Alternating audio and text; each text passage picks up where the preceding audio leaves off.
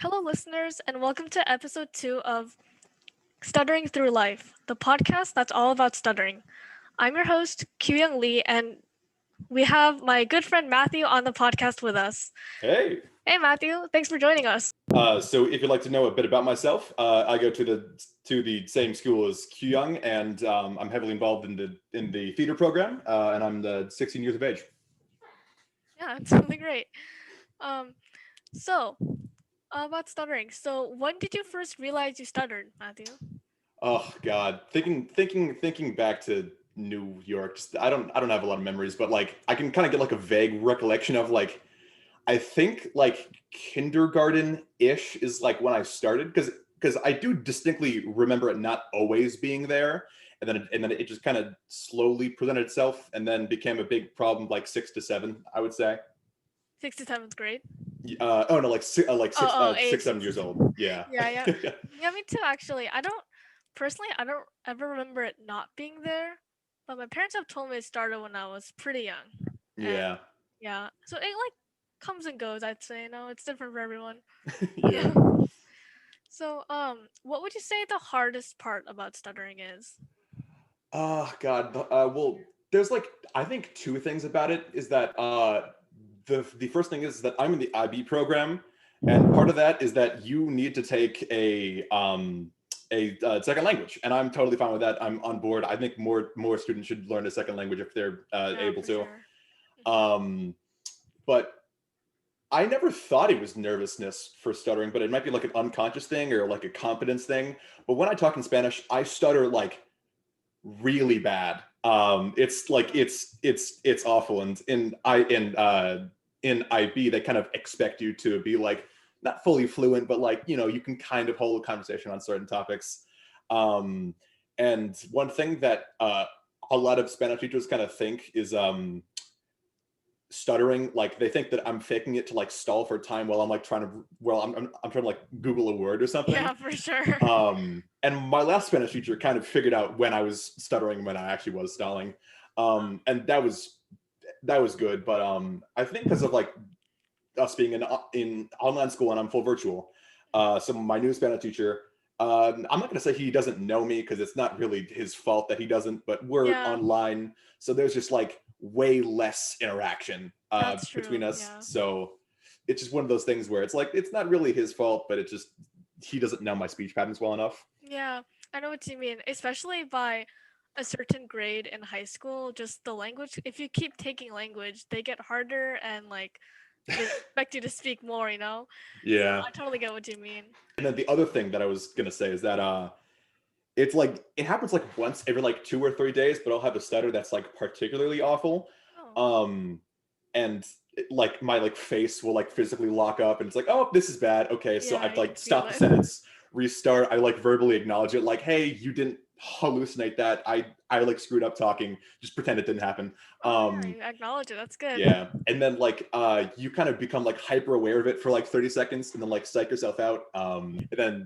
And then if you have another one of those big stutters because you're hyper aware of it, the cycle just kind of repeats itself, and it's never fun.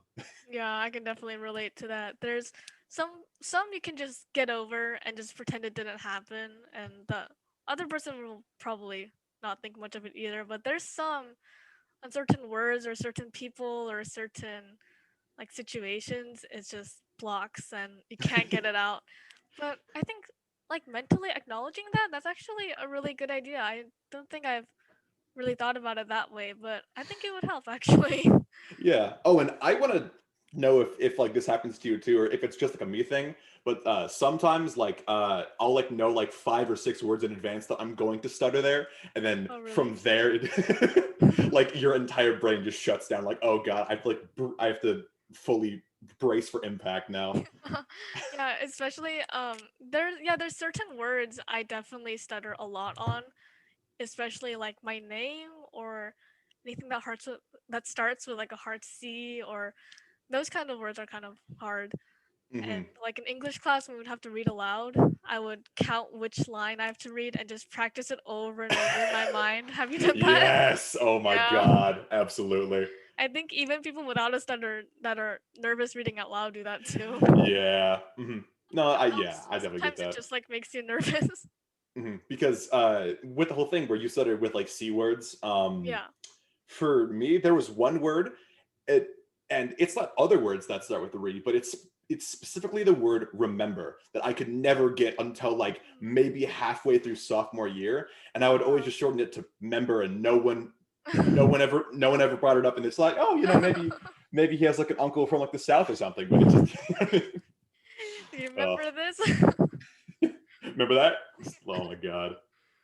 Yeah, personally, I think about stuttering, there's the hard C words that are always hard to get out, but I think a lot of people that stutter, they also have trouble with like the social interaction part, you know?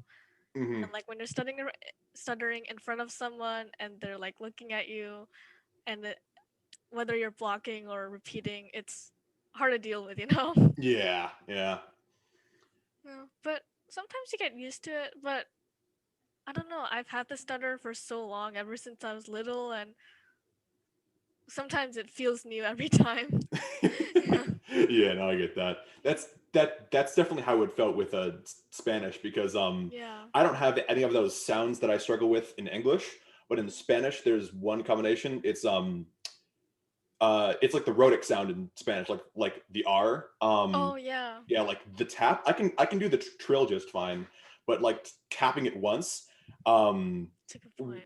whenever you have that and then you have like a T or like a D right before it, Oh. that's always when it screws me up. And there was like tren, tres that always come up and are really common. Yeah. That's all Those like are. that. And like I've kind of had to find ways to just kind of like auto and like kind of like ignore those words and use other ones. But Yeah.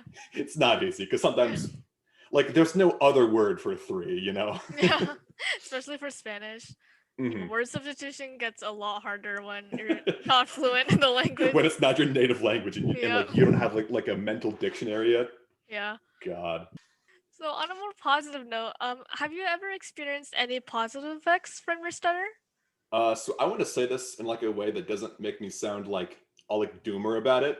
Um, I can't think of anything positive that's come from like stuttering, but Yeah, I get that. I do want to say that like um, it's never really caused any like major harm to me. And I've heard jokes about it where it's like stuttering is like the worst disability because it's as bad as it can get without like the government declaring you Yeah, like, oh yeah, yeah. you get like special parking passes and whatever, right? uh but like it's, I mean, once you kind of get used to how you stutter in like your own way, and you kind of make speech patterns in a way to minimize the really bad blocks, and you become more comfortable with the fact that, oh, I can't talk sometimes and that's totally fine.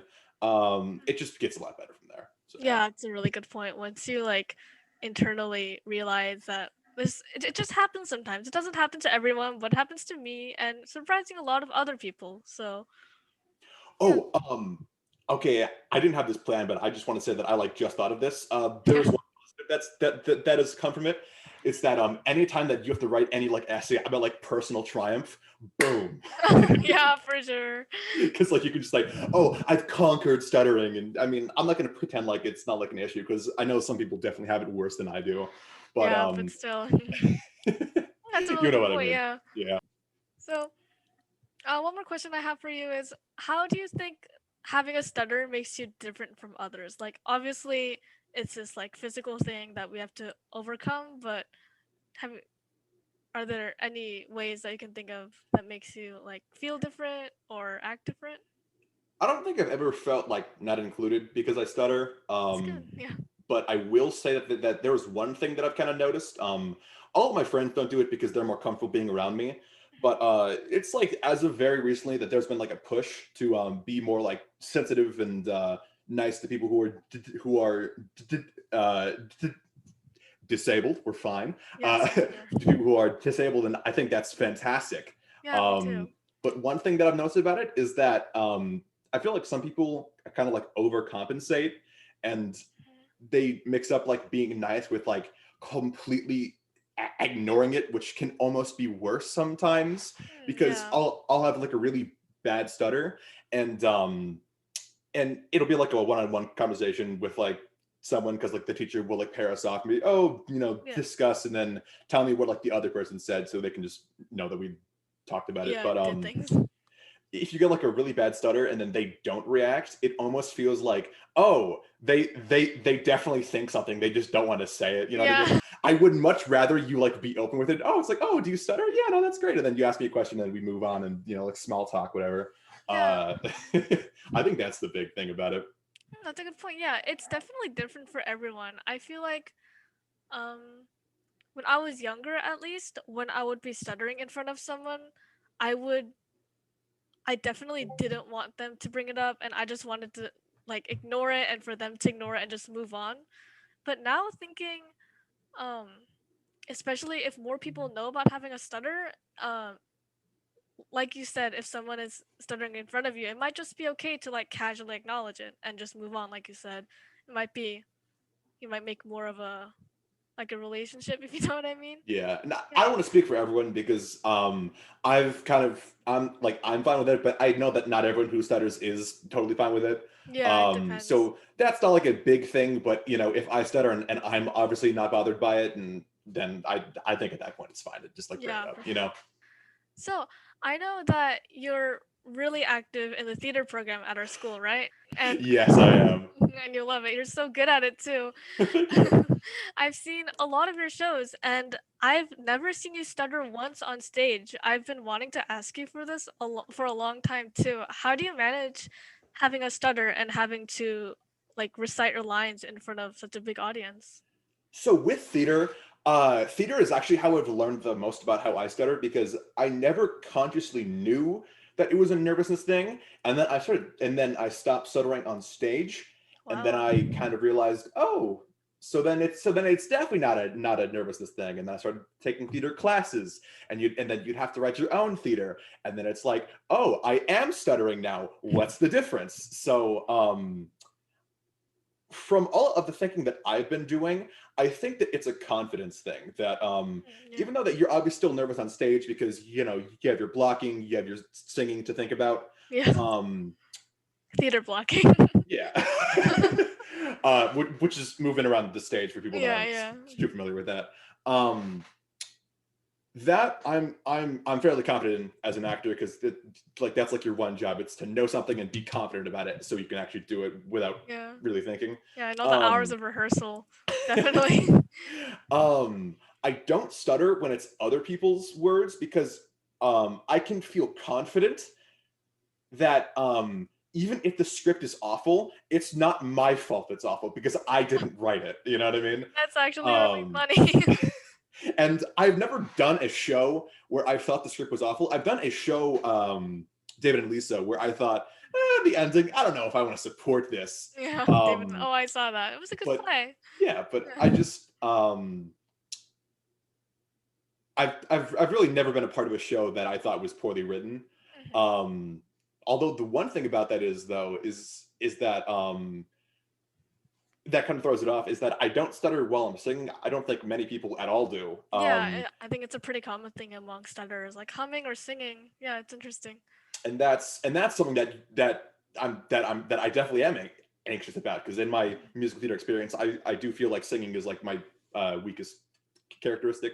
I don't know. There's a better word for it, but I can't think of it. Yeah, yeah. Um, and I definitely am nervous about that. And I don't stutter about that, but I do know that like anthropologists, like music is like the biggest thing in like the human experience, and like people who have Alzheimer's are still able to remember songs. Yeah, for So it's sure. like It's a big maybe thing. maybe music just doesn't count because it's transcendental. I don't know.